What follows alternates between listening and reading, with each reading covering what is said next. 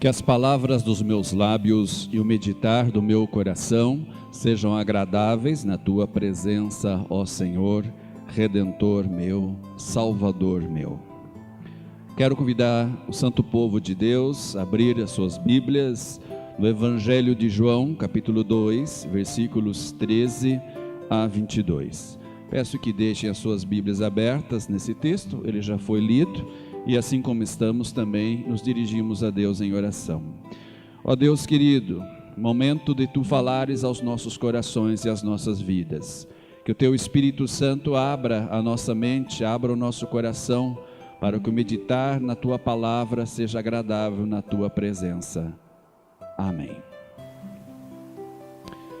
Queridos irmãos, quando eu comecei a me preparar para essa mensagem e sobre esse texto, pensei comigo, está aí um texto que eu já preguei várias vezes, vai ser fácil. Aliás, até não tem muita coisa para descobrir nesse texto. Pensei, subestimei um pouco o lado revelador da palavra de Deus, porque a palavra de Deus, ela tem esse lado. Quando você pensa que já sabe tudo a respeito do texto, esse texto ele sempre tem uma surpresa reservada para você. E não foi diferente com esse que eu coloco aqui diante de todos. Queridos irmãos, eu ia falar sobre um dia de fúria na vida de Jesus. Inclusive, esse tema já estava na minha mente desde terça-feira, quando eu pensei, olhei o texto, é esse que eu vou pregar domingo. E aí a gente vai lendo, relendo esse texto e ele vai revelando coisas interessantes. E aí então mudei. Ao invés de falar sobre um dia de fúria, resolvi falar sobre um dia atípico na vida de Jesus.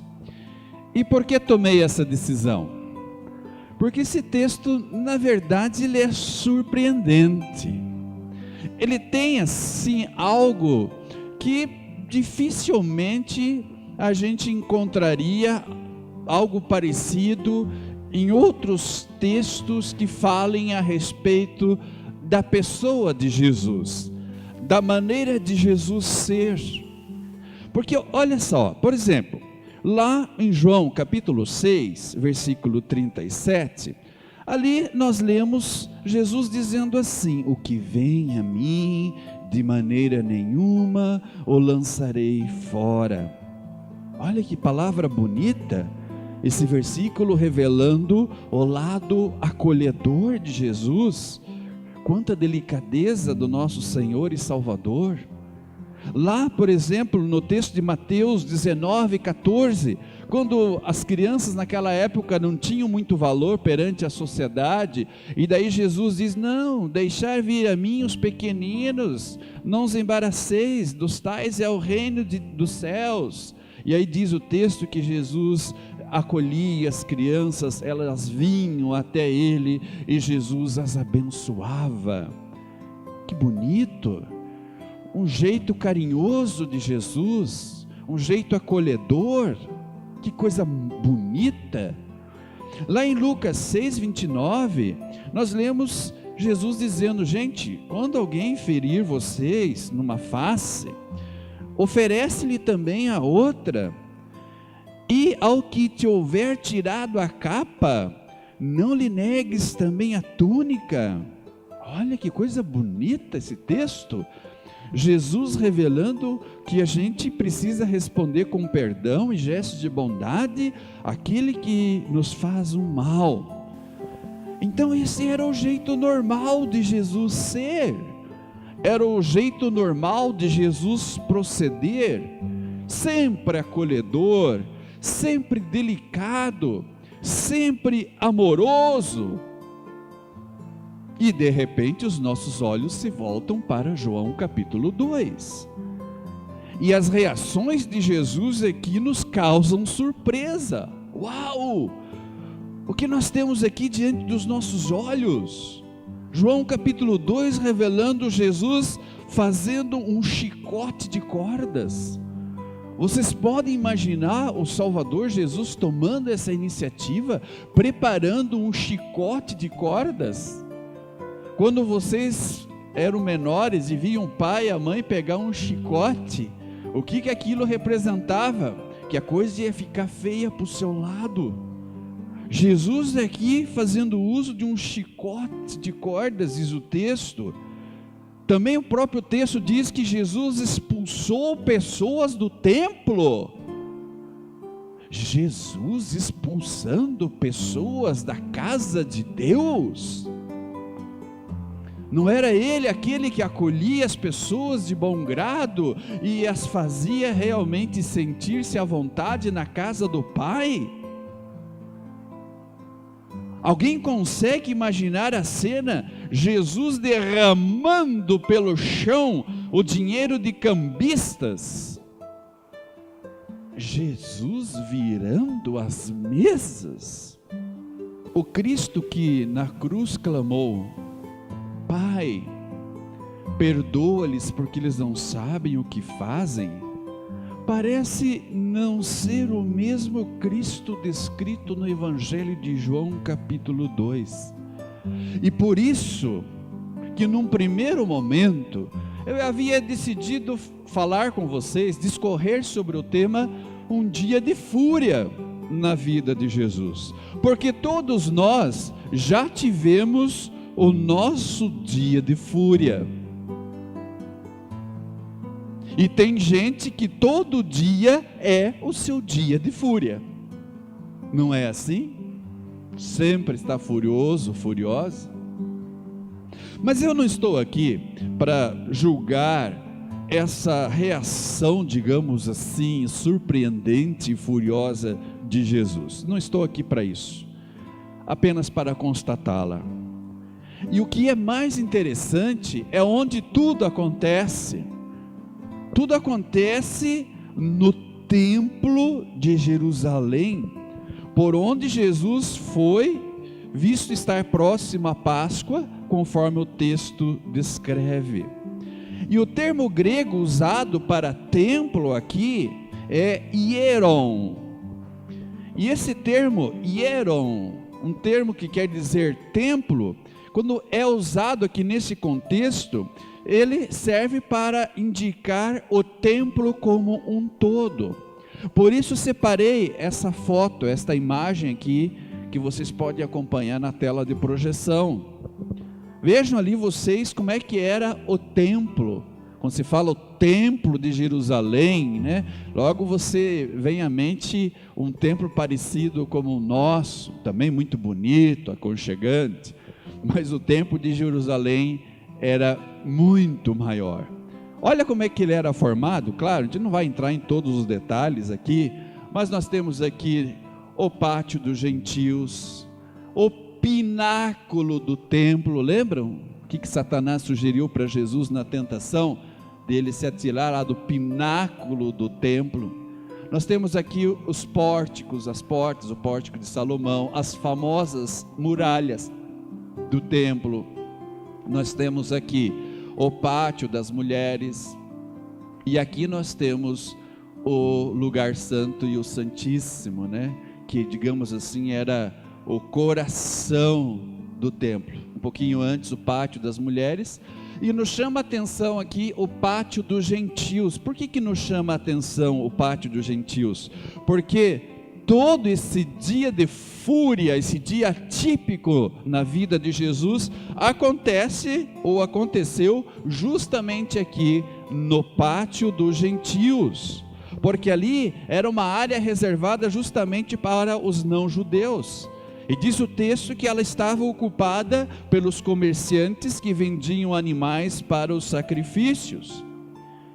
Também sabemos que as pessoas mais pobres, elas, como não tinham dinheiro para comprar bois ou ovelhas para oferecer em sacrifício, elas compravam então pombas, que eram bem mais baratas, e eram assim oferecidas no lugar de cordeiros em sacrifício ao Senhor. Daí vocês olham e dizem assim: mas também tinha cambistas lá, pastor. Por quê? Porque ali também trocavam-se moedas estrangeiras, porque eram consideradas impuras, por moedas de Tiro, que eram as únicas aceitas como ofertas ou pagamento do imposto do templo. Também o negócio que acontecia ali dentro era legítimo em si mesmo. Não havia nada de mal nele. Inclusive lá em Deuteronômio 7, 14 a 21, Moisés, ele ordenou esses sacrifícios. Ele ordenou que o povo trouxesse essas ofertas ao Senhor, que o povo deveria trazer isso ao culto. Então, como é que ficavam os que vinham de longe? Como é que esse povo ia trazer ovelhas, bois ou pombas? Então o que acontecia? Eles não precisavam mais trazer de longe, eles tinham ali no próprio pátio do templo, claro, infelizmente no pátio dos gentios, mas havia um lugar onde eles poderiam então comprar aquilo que eles precisavam para oferecer em sacrifício. Então, no início, essas compras eram feitas, como eu disse, fora do templo. Mas não era só o lugar desse comércio que estava errado, porque infelizmente, como a coisa de repente assumiu uma proporção quase que incontrolável, o jeito como esse comércio estava acontecendo também estava errado.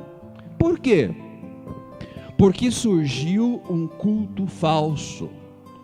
As pessoas iam até ao templo e julgavam que pelo simples fato de trazer um sacrifício, a situação delas perante Deus estava resolvida. Ou seja, pelo simples fato de trazer um sacrifício sem arrependimento, sem a fé nas promessas de Deus, então seria possível receber o perdão de Deus. Estava, na verdade, se tornando praticamente o quê? Se tornando um culto falso, um culto hipócrita. E isso está muito no ser humano até hoje. Por exemplo, vou queimar uma vela, né? Vou queimar uma vela, eu vou dar uma oferta para acalmar a minha consciência, eu vou fazer isso para ter o perdão de Deus.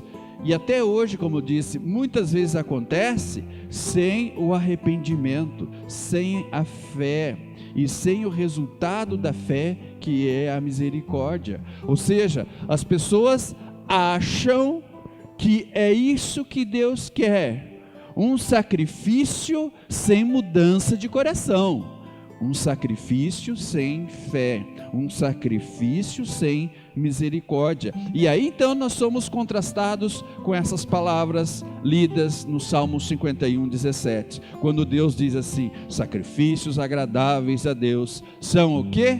O espírito quebrantado, o coração compungido e contrito, não o desprezarás, ó Deus.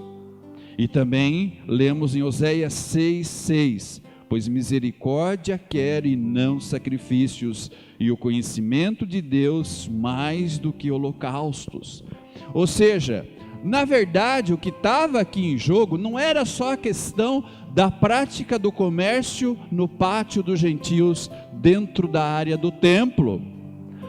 A coisa era mais séria. O grande problema que estava acontecendo era que as pessoas estavam promovendo um culto hipócrita, como eu disse ali, um culto falso. E aí, meus irmãos, a gente vai entendendo o porquê do dia da fúria, do dia de Jesus. Aquele dia de fúria ficou realmente na história. E é interessante que, se você olhar por outro lado, ao lado, por exemplo, do comerciante, do empresário, digamos assim que os negócios estavam bem movimentados realmente. Os negócios floresciam ali. O caixa da igreja estava cheio. Tudo parecia estar bem, mas não estava. E aí então, diante desse culto hipócrita, a ira de Jesus se acendeu. Vocês reparam, gente? Normalmente a gente só fala do problema da prática, digamos, do comércio dentro do pátio do templo. e que era esse o problema? Também era, porque tinha virado uma coisa assim já astronômica. Mas mais sério do que isso era o culto falso, o culto hipócrita. Aquela coisa, não, vou fazer alguma coisa para compensar o meu pecado, sem eu precisar me arrepender dele, sem eu precisar mudar, sem eu precisar fazer uma coisa boa depois em resposta ao perdão. Deixar as coisas como estão e simplesmente oferecer um sacrifício boa. Está resolvida a minha situação diante de Deus. Esse era o espírito que tomava conta de muitas pessoas que se deslocavam até aquele templo. E aí então isso traz e desperta em Jesus o seu dia de fúria.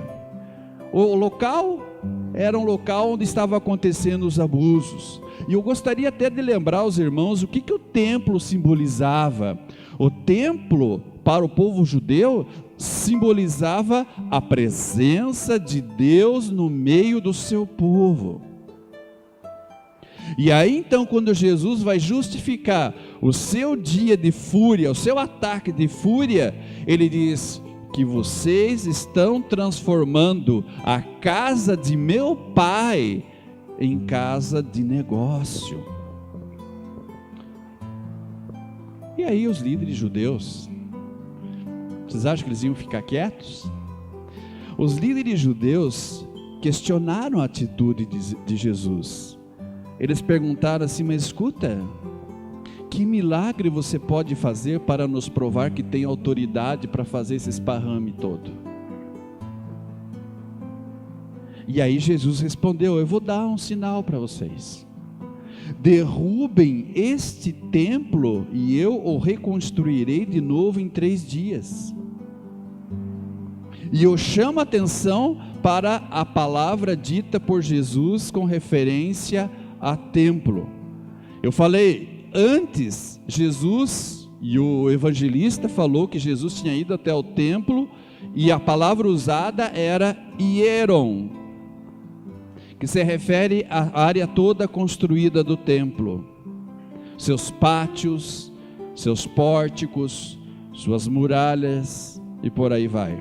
Agora ele usa um outro termo, ele usa o termo naos, e esse é um termo em grego especificamente usado para denotar o santuário, o centro deste culto, o coração do templo, onde ficava o lugar santo e o santo dos santos. O lugar santo é esse aqui, o lugar santíssimo, né? O lugar santo, e aqui tinha o santíssimo, que são justamente os lugares mais importantes no interior do templo, onde entravam aqui apenas os sacerdotes, os sacrifícios. O lugar santo e o santo dos santos. Ali acontecia o encontro entre o pecador representado pela sua oferenda e o Deus santo e justo.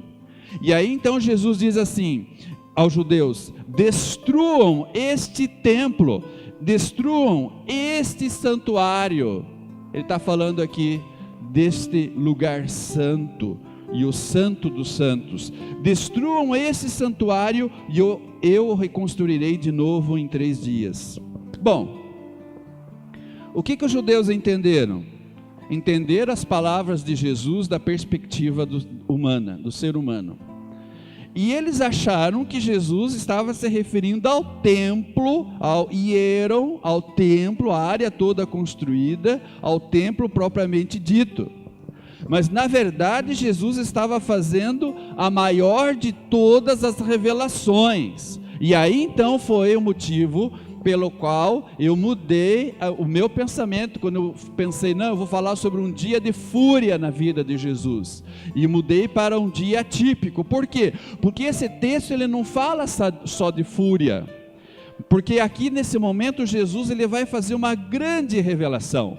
Ele vai revelar que o santuário que estava para ser destruído, que ele estava se referindo, o santuário propriamente dito, não era o templo, embora isso de fato tenha ocorrido mais tarde pelos romanos, mas o santuário em questão, que seria derrubado, era o próprio corpo de Cristo, que depois de pendurado e morto na cruz, seria retirado e sepultado, e ali então permaneceria 3 dias, e aí ele seria reconstruído, ou seja, com a sua ressurreição dentre os mortos, o corpo de Cristo seria reconstruído. Então, o que na verdade Jesus está fazendo aqui, gente? Ele está dizendo, ele não está aqui fazendo só uma purificação do templo, ele está agora promovendo a inauguração do novo templo, e esse novo templo é ele próprio, ele Jesus,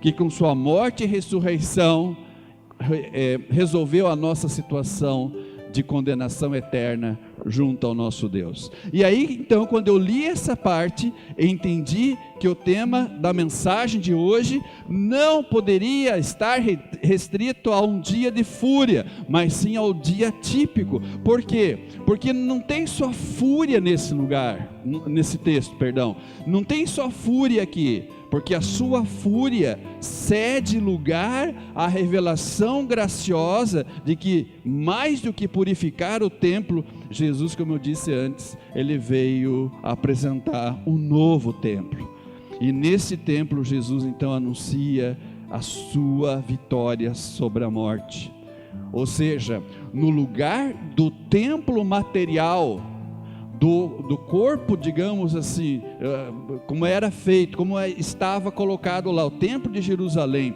no lugar do templo material, Jesus levantará pela sua ressurreição uma nova comunidade de santos, que terá pleno acesso a Deus, não mais por intermédio de sacrifício de bois, de ovelhas e pombas, mas sim por meio do sacrifício dele. Em outras palavras, o culto hipócrita, portanto, estava com os dias e horas contados. É isso que ele vai mostrar aqui, e portanto, o que eu vejo aqui com os meus olhos, e com o Espírito Santo me direcionando nessa reflexão, não é apenas um dia de fúria, mas um dia de revelação graciosa. Agora, eu queria chamar a atenção a respeito de um detalhe aqui. Às vezes ele passa até despercebido, e confesso que por mim também ele estava passando despercebido, até que eu li um comentário e me chamou a atenção aqui. E os discípulos? E os discípulos de Jesus? O que eles faziam enquanto tudo corria? Reparem vocês que 2 versículos tratam dos discípulos. O versículo 17, observem lá. Lembraram-se os seus discípulos, e que está escrito: o zelo de tua casa me consumirá. E também o versículo 22. Quando, pois, Jesus ressuscitou dentre os mortos, lembraram-se os seus discípulos de que ele dissera isto, e creram na Escritura e na palavra de Jesus. Ou seja, quando Jesus acusou os judeus de terem transformado a casa do Pai em casa de negócio, nos é dito que os discípulos se lembraram do Salmo 69, versículo 9, quando ali lemos que o amor pela tua casa, ó Deus, queima dentro de mim como um fogo. E mais tarde, quando Jesus ressuscitou dos mortos, os discípulos se lembraram que Jesus lhes dissera que isto aconteceria por ocasião da purificação do templo. Jesus disse que ele ressuscitaria. Então, nesse texto aqui, nós não vemos os discípulos de Jesus ajudando a derrubar tudo. Nós não vemos os discípulos falar assim: é isso aí, mestre, vamos dar um fim nessas pombas, vamos correr com esses bois, vamos dar um carreirão nesses cordeiros, vamos derrubar essas mesas onde os cambistas estão fazendo aí o serviço deles. Não. O que a gente observa aqui é os discípulos ajudando de uma outra forma, refletindo sobre o que estava acontecendo. Vemos os discípulos acompanhando tudo discretamente, e olhem só, o mesmo verbo aparece nos 2 versículos. No versículo 17 diz que os discípulos se lembraram, e no versículo 22 nos é dito que os discípulos também se lembraram. Enquanto tudo acontecia, nós vemos que os discípulos, eles eram lembrados. E aí a gente lembra do que o texto de João 14, 26 comenta. O próprio Jesus disse: o Espírito vos fará lembrar de tudo que vos tenho dito, tudo que vos tenho ensinado. Meus irmãos, para isso serve a quaresma. A quaresma serve para acompanharmos os fatos relacionados a Jesus no que diz respeito à sua morte e ressurreição. E à medida que nós vamos acompanhando, o Espírito Santo também vai nos lembrando as coisas que precisam ser lembradas. Esse é o espírito da quaresma. Hoje, Deus se faz presente não mais na forma de um prédio como o templo. Embora muitas denominações acham que, nossa, ter um templo de Jerusalém é a maior coisa do mundo. Besteira, bobagem. Hoje, o maior templo, nós já o temos pela fé em Cristo. Jesus é este templo. Jesus se faz presente. E o nosso Deus se faz presente na pessoa de Cristo, na sua palavra e nos sacramentos, pois a Bíblia diz: onde 2 ou 3 estiverem reunidos ali, eu estarei no meio deles. Nós não precisamos mais recorrer a sacrifícios de bois, cordeiros e pombas. O sacrifício que precisava ser feito já aconteceu. E é importante sim que o Espírito Santo vá fazendo o que ele fez nos discípulos, lembrando-os. Assim também ele vai nos lembrando as coisas. Essa é a ação que o Espírito Santo realiza. Às vezes você pode estar pensando: pois é, pastor, mas os discípulos não fizeram nada aqui. Não. Quem fez algo aqui foi o Espírito Santo. Quem fez alguma coisa aqui foi Jesus. E essa questão de a gente ir sendo lembrado pelo Espírito Santo faz parte sim da nossa vida. Para quê? Para que nós não incorramos no mesmo erro que as pessoas daquela época incorreram, ou seja, acharam e achavam que bastava apresentar a Deus um culto, nem que fosse um culto hipócrita, um culto falso, mas o importante era apresentar algum sacrifício. Não precisa apresentar sacrifício nenhum, para ser perdoado não. Você quer oferecer seus sacrifícios de ação de graças? Pode, mas não para ser perdoado. Isso Jesus já fez na cruz. Por isso, meus irmãos, nesse momento agora, o que está acontecendo, vocês não estão vendo, mas estão sentindo no coração de vocês. O que está acontecendo aqui é uma repetição do que aconteceu há mais de 2000 anos atrás em Jerusalém. O que aconteceu com os discípulos de Jesus. O que está acontecendo aqui e agora é o fato de que o mesmo Deus que os fazia lembrar das palavras que Jesus havia mencionado, Ele está fazendo a mesma coisa no coração de vocês hoje.